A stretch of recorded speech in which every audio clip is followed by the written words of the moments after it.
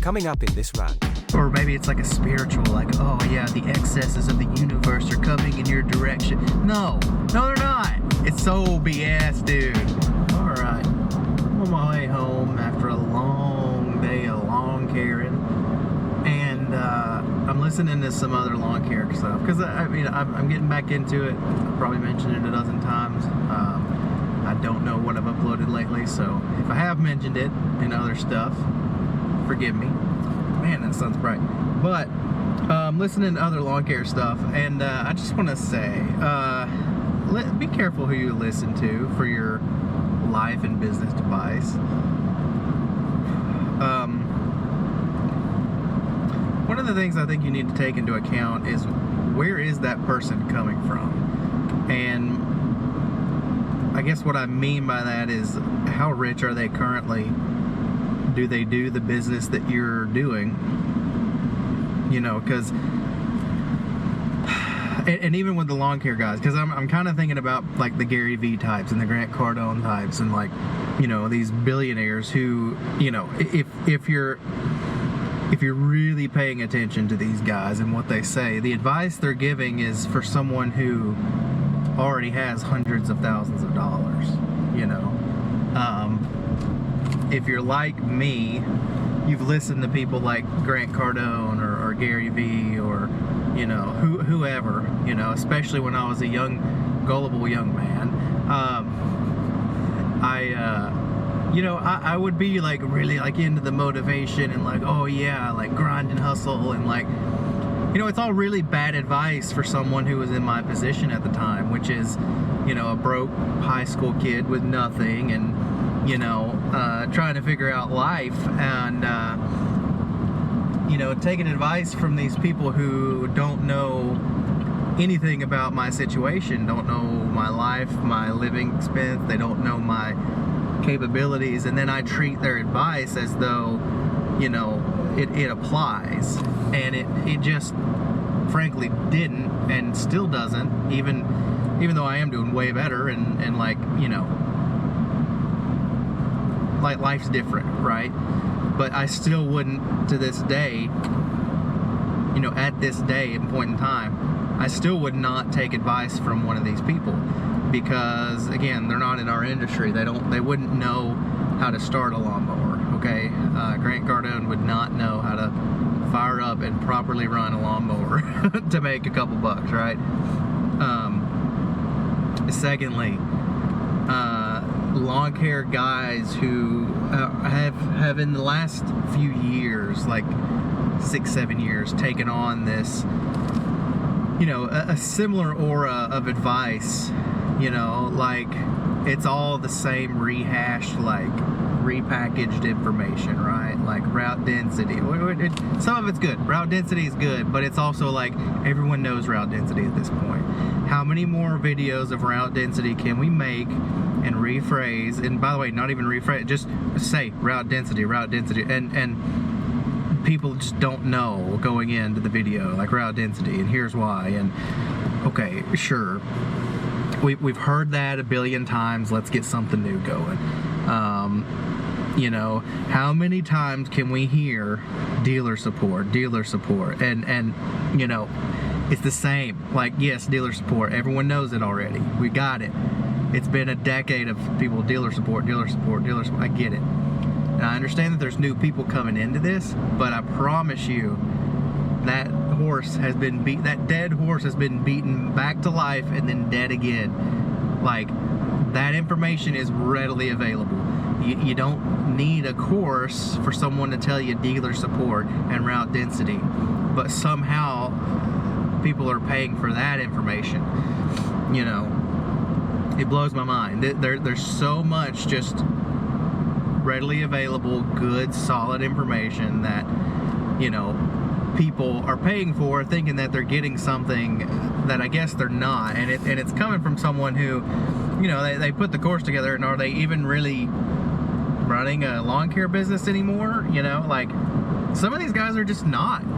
You know, a lot of the guys that used to do it back in the day went into the whole like they went into the whole like we do lawn cleanups for free for the, you know, one-legged, widowed, orphaned, you know, handicapped, you know, whatever situation that makes it the worst and most clickable video person, right? Like that's what a lot of those guys have turned into. And then there's the other token, which is the business guru. Like all the lawn care channel guys are now doing this like pseudo business guru thing.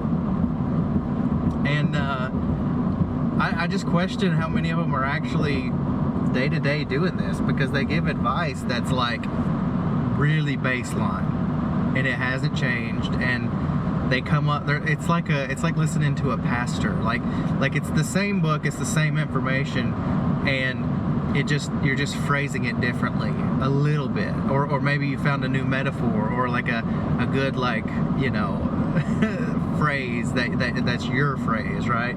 But it's the same information almost without fail. It just blows my mind. And a lot of these guys get on here and they have no experience. You know, that's the range of lawn care experience on YouTube, right? It's guys that have no experience getting on here, behaving like they have the they've paid their dues and they have the ability to tell you how to make a successful lawn business, even though they just bought their first commercial lawnmower this year. And then there's guys who want to get on here with tons and tons of experience and then behave as though you know, they haven't forgotten where they came from, and maybe a lot of them didn't even come from these positions that we're in, like I was in, where I had nothing. I couldn't get, you know, as a high school kid in college working, you know, or going to college, I couldn't get a job because none of their hours would sync up with my schooling. And so like, it's like, well, crap, what am I going to do? Like, I have no options. All I've got is $1,700 bucks. I'm going to go buy this beat up truck and a push mower and try to earn some extra bucks so I can get out of this crappy job that I hate.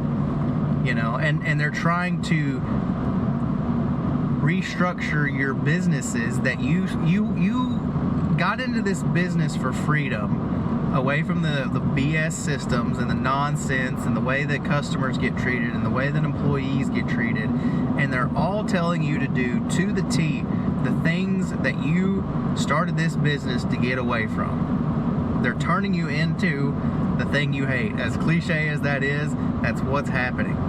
You know, systems are important, all this stuff is important, but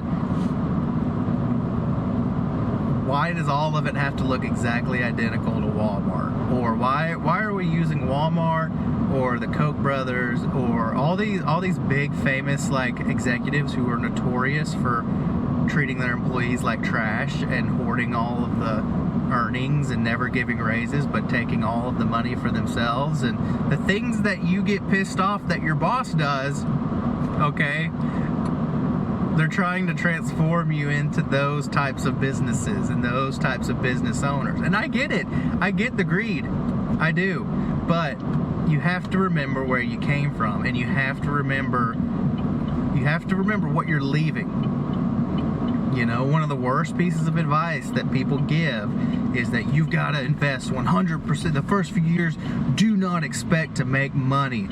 You've got to reinvest 100% in your business so that it can grow. And that's just the stupidest BS. If you're not getting anything out of this business when you start it, you're losing, dude. Like, you're losing. You know, you've got bills to pay. You have to get something out of this business. You have to go into it smart, and you have to work hard. And I feel like all these people that are, you know, pissed off at their jobs and leaving, you know, you're either really bad employees or you're burnt out at your current job, and you just need something new and fresh, because that happens, you know. And here's the deal. When you get out there and you're mowing all the time, I swear to you, you're going to have periods of time where you are just as or more burnt out than you are at your current job. Because not only are you mowing, you're marketing, you're doing accounting, you got to fix your truck, you got to fix your mower, you got to deal with not just one boss who's really particular, you got 30, 40, 50 bosses. You got to do marketing, you got to manage your family still. Like, you're multiplying your workload by 100,000%, and you think you're going to be happier. You think you're getting out of the rat race. You're not getting out of the rat race. You still have a mortgage. You still got a truck payment. What rat race have you gotten out of? All of your prior obligations that were making your old job not enough, right? You weren't getting paid enough, and you were pissy, and you were angry because you're barely making ends meet, if you're making ends meet.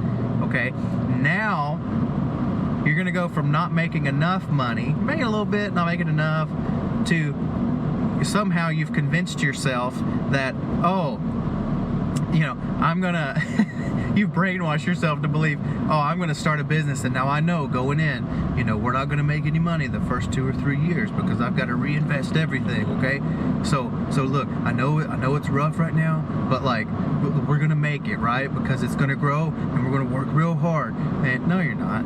That's the stupidest thing. Why do you think the failure rates are 95+%? Why do you think that is?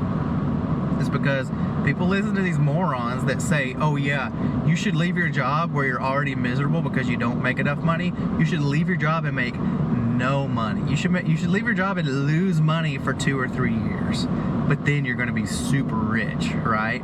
No, not right. Not right.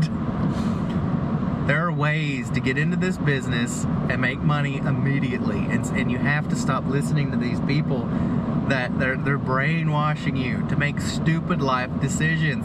Trust me, been there, done that. I should have kept looking for a job. I had no bills. I didn't need that much money. Like, I'm glad I got it now, but like, it didn't take 3 years or 2 years. It took like 6 years, you know, because I was listening to stupid advice. And the more I actually genuinely applied that stupid advice, I realized, oh, I'm in a different position. I need a different strategy, because a lot of the strategies are for people who are starting with money, you know. And there's a long guy on here the other day talking about he's got dozens and dozens of rental properties, and you know, when he started his business, he was making $150,000 at his old job, and you know, he was just miserable, and he was just tired of it, and you know, he's starting from such a different stratosphere than anyone who's probably watching his videos, myself included.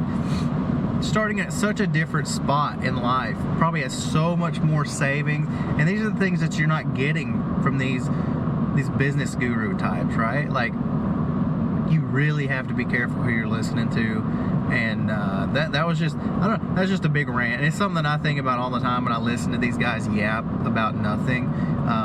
Here's the deal: I yap, but at least I genuinely feel like my yaps have some genuine substance, right? And something that you could actually think about, not just, you know, talking about either on one end it's either a motivational, philosophical, like, anecdote, or it's something like another rich person said, you know, a long time ago, and it's so motivating. It's just a load of crap. Or maybe it's like a spiritual, like, oh yeah, the excesses of the universe are coming in your direction. No, they're not. The excesses of the universe are not coming in your freaking direction. It's so BS, dude. It's simple. Live below your means. Stop buying $70,000 trucks to mow $40 yards. Stop buying $20,000 mowers to mow $50 yards. Strategize. Plan it out. What do you need? You know, buy less than what you need. It's real simple. Like, stop with this. Stop over analyzing. Just do the math. Math is great. It's the only guru you need, right? But I don't know.